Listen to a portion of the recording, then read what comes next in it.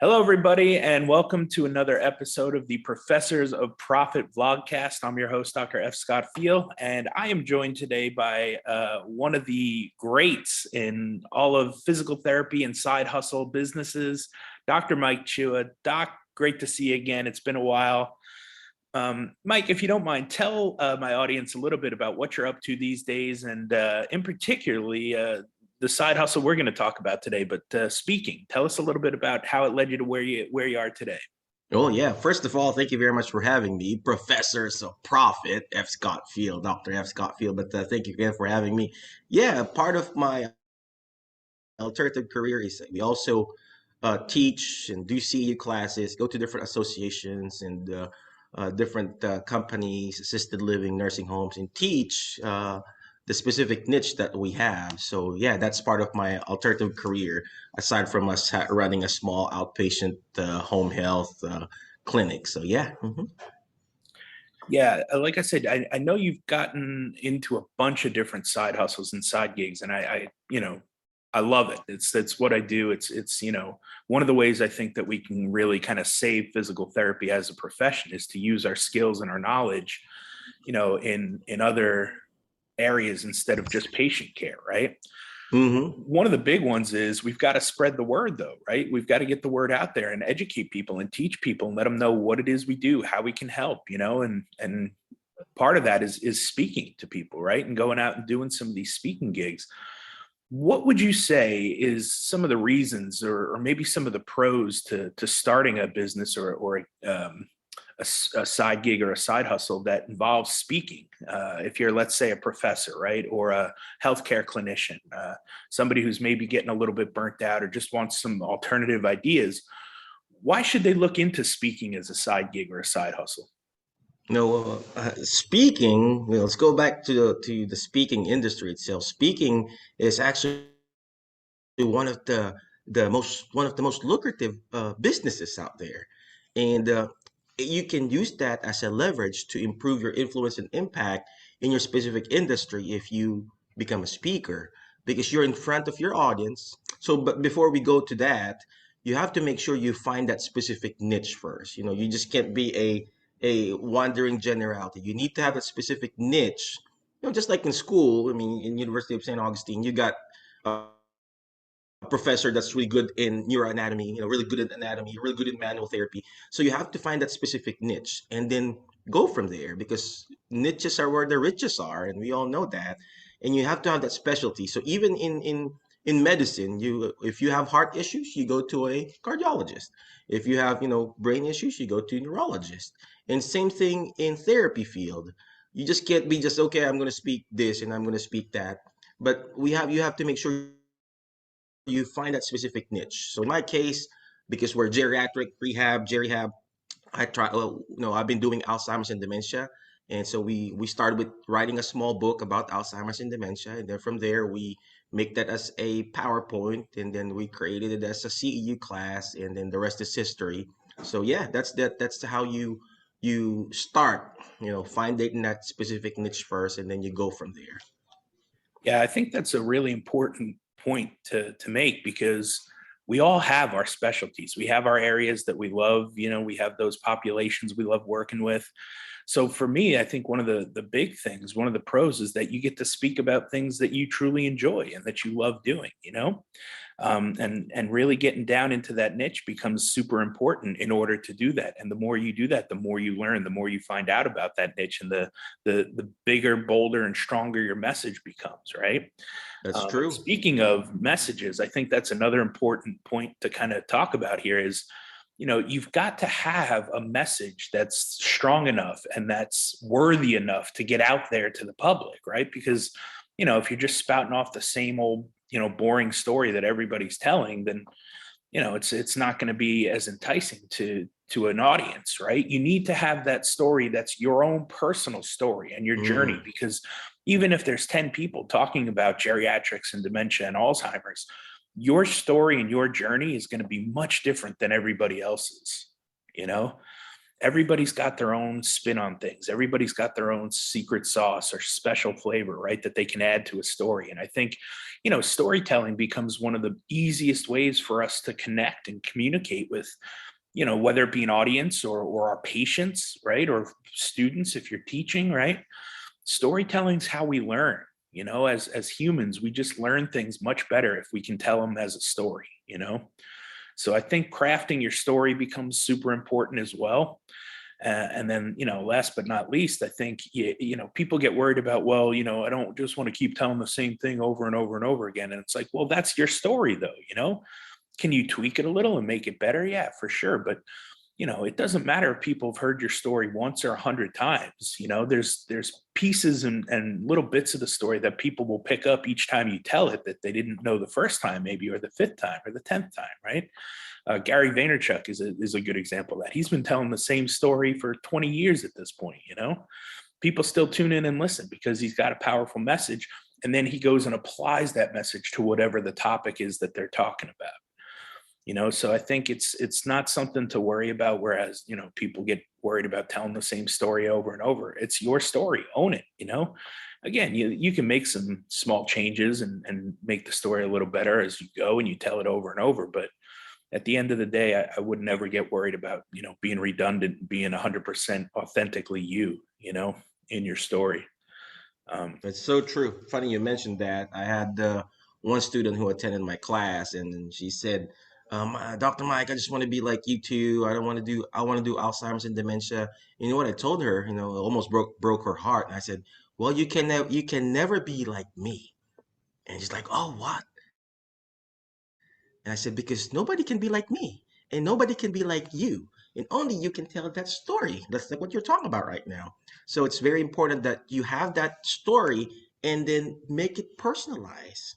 And there's always a story, like what you mentioned, F. Scott. It's very important that you personalize it to yourself. You just can't copy F. Scott's story or my story or someone else's story. It's not going to be authentic.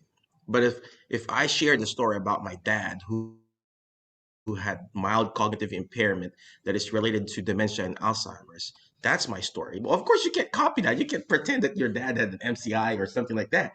So, like what you said, you have to personalize it. It may be the same niche. We may have the same niche, Alzheimer's, dementia, or whatever, manual therapy. But if you put your own touch on it, like what you said, your own special sauce, bam, you could be your own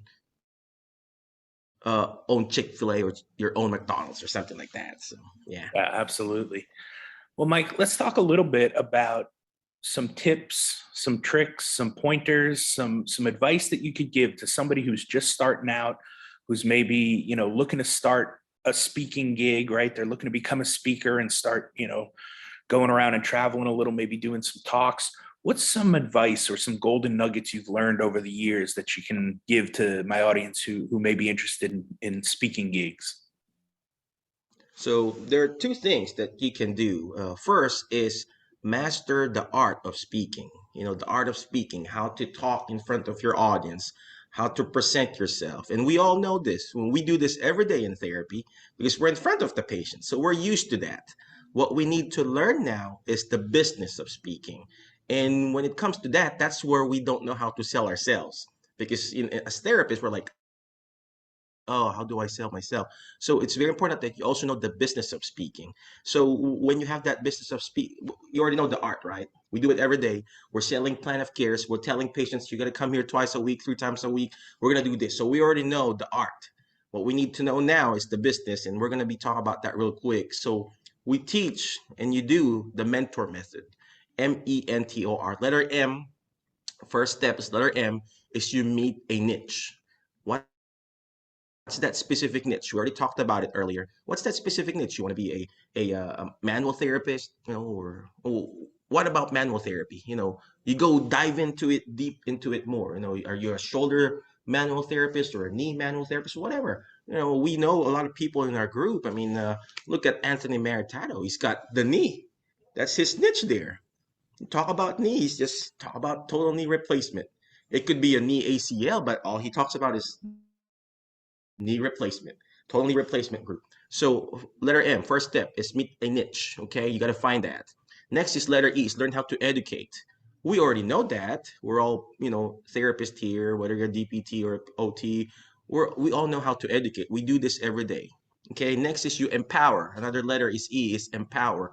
You empower and equip those clients.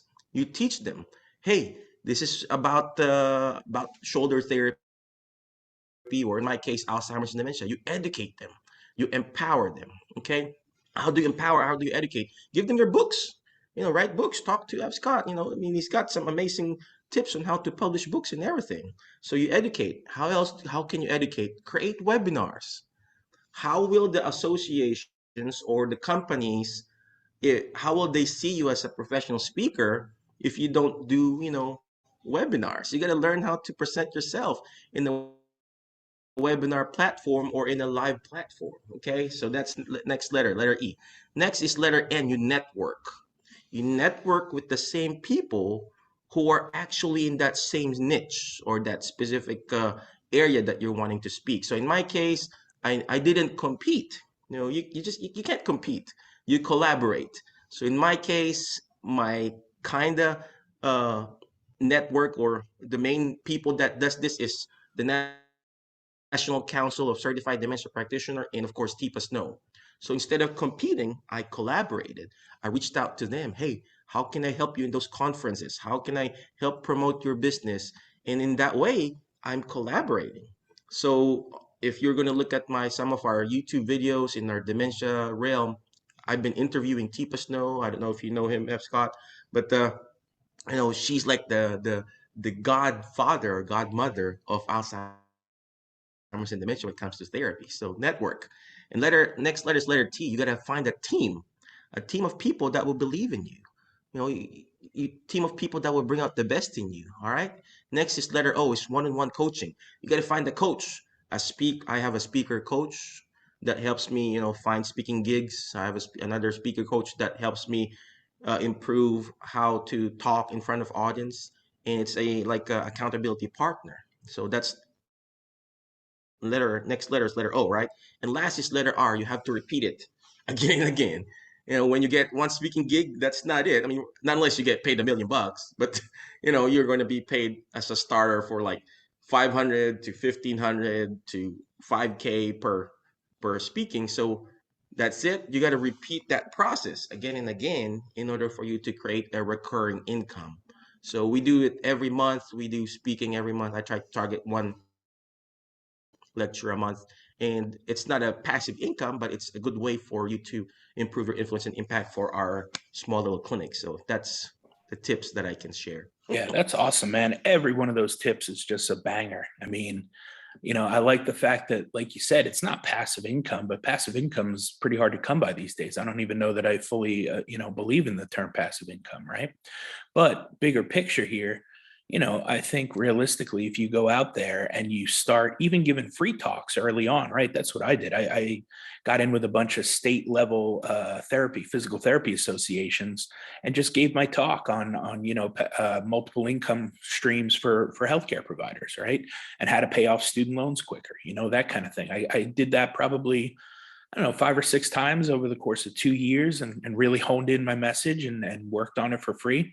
And then I felt comfortable enough, to start putting it out there for larger audiences and for paid gigs, and I started attending Toastmasters. If you guys have ever heard of Toastmasters, it's most big cities have one. It's a small group that meets like once a week. And they basically go over speeches, and like they kind of break them down and tear them down and give you feedback and help you make your speech better. That was super helpful for me. And then, like you said, just, finding a coach, right? Getting some mentorship and learning the biz. And then finding those paid speaking gigs. And even though it's not passive income, shoot for an hour's worth of work, right? $1,500 up to $5,000 maybe as you get bigger and better. It's a pretty good hour's worth of work right there. It's worth it.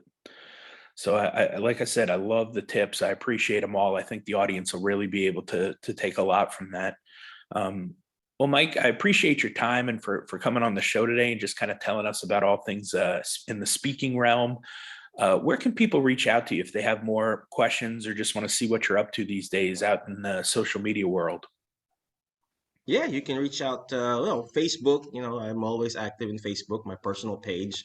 You can search me up, Mike Chua, or you can go to our website, drmikechua.com. That's where my quote unquote new professional speaker page, and of course our other website, alternativehealthcarecareers.com. I don't know how to access those websites, but it will just go directly to my email. So yeah, so check me out there. Thank you very much again, Scott. Absolutely. We'll put all those links in the show notes so people can find you easily. Mike, always a pleasure catching up with you, man. Thank you very much, sir. Appreciate you.